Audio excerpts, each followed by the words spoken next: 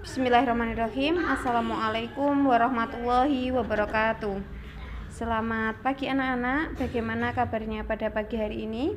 Semoga kalian selalu dalam keadaan sehat walafiat. Baik, pada kesempatan kali ini kita sudah memasuki pelajaran keempat ya, yaitu tentang perilaku terpuji, yang nanti di dalamnya ada tentang perilaku mandiri, percaya diri, dan tanggung jawab. Oke, sebelum kita mulai, mari kita buka dengan membaca basmalah bersama-sama. Bismillahirrahmanirrahim. Perilaku terpuji itu disebut juga perilaku yang baik ya. Lawan dari perilaku terpuji adalah perilaku tercela. Kalau tercela itu perilaku yang jelek. Kalau terpuji perilaku yang baik. Diingat-ingat ya, terpuji itu baik, kalau tercela itu jelek. Nah, kemarin pada pembelajaran pertama kita sudah membahas ya tentang perilaku mandiri yang dicontohkan oleh Nabi Muhammad. Apa sih mandiri itu?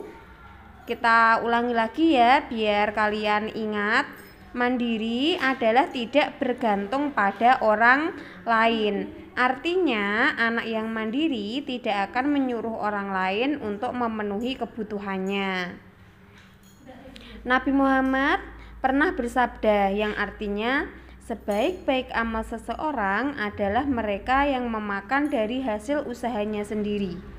Nabi Muhammad menyukai orang yang mandiri, yakni melakukan sesuatu dengan usahanya sendiri, tidak pernah meminta-minta atau menggantungkan diri kepada orang lain. Lawan dari sikap mandiri adalah bergantung. Bergantung berarti berharap orang lain membantu, padahal ia sendiri bisa melakukannya. Contohnya apa? Misalkan ketika kita mau makan siang atau mau sarapan, sebenarnya kita bisa cari piring sendiri, cari sendok sendiri, kemudian mengambil nasinya sendiri, lauknya sendiri. Tapi karena kita selalu bergantung pada orang tua kita, jadi kita tinggal nunggu aja, nunggu piring disiapkan, sendok disiapkan, nasi diambilkan. Nah, itu adalah contoh sikap yang bergantung pada orang lain. Nah, sikap bergantung ini menyebabkan orang menjadi pemalas. Anak yang mandiri itu tidak mudah menyerah. Jika tidak dapat melakukan sesuatu, ia akan bertanya. Ia akan terus berusaha menyelesaikannya. Itu ya. Terus kemudian cara menumbuhkan sikap mandiri dan tanda-tanda orang mandiri. Kalian buka buku paketnya ya, halaman 39. Nah, di situ ada bagian 1, yaitu menumbuhkan sikap mandiri. Ada 1, membuat jadwal kegiatanmu setiap hari, mulai dari bangun tidur sampai menjelang tidur lagi. Kemudian 2, mempersiapkan keperluan sendiri, misalnya mandi, memakai baju, memakai sepatu, mengambil sarapan, dan mencuci piring sendiri. Kemudian yang ketiga, letakkanlah sesuatu pada tempatnya. Pakaian yang kotor harus ditaruh di tempatnya. Sepatu diletakkan di rak sepatu. Buku-buku ditata rapi. Jangan ada buku-buku yang berserakan di meja belajar. Kemudian tanda-tanda orang yang mandiri itu 1, rajin melaksanakan tugas dan kewajibannya, baik tugas di rumah maupun tugas di sekolah. 2, tidak suka bergantung kepada orang lain. Semua dilakukan sendiri dengan penuh tanggung jawab. Yang ketiga, tidak suka menunda-nunda pekerjaan, selalu melaksanakan sesuatu tepat waktu. Menunda pekerjaan adalah bukti kemalasan. Kemudian yang keempat, pandai mengatur waktu. Waktu harus digunakan sebaik-baiknya, seperti waktu belajar, bermain, sholat, dan membaca Al-Quran. Semua dilakukan sesuai waktunya. Nah, kemudian kita bahas yang kedua, yaitu percaya diri. Kita baca dulu ya hadisnya. Al-mu'minul qawiyyu khairun wa ahabbu ilallahi minal mu'minid dha'ifi wa fi kulli khairin. Artinya, mukmin yang kuat lebih baik dan lebih dicintai Allah daripada mukmin yang lemah, dan pada keduanya ada kebaikan.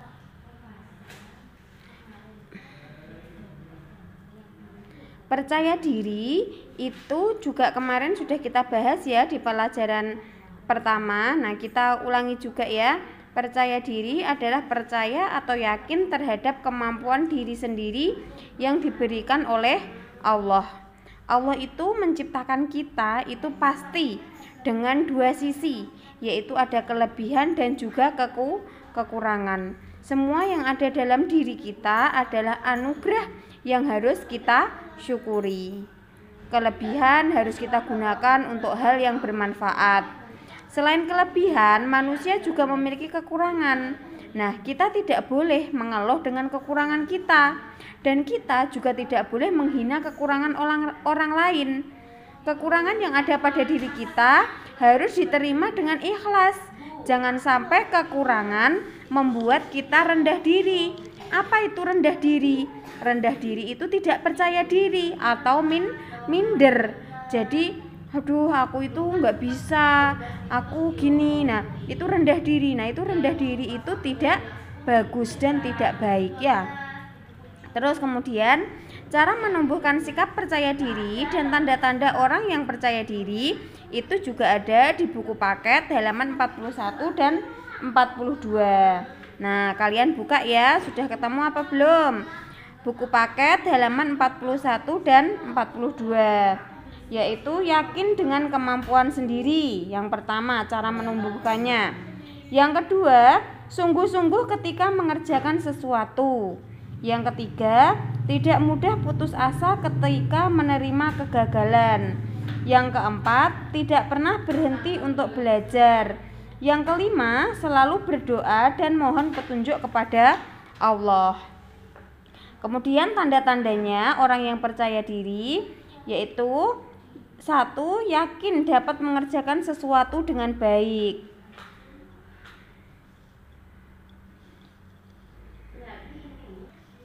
2. Tenang dalam menghadapi setiap persoalan.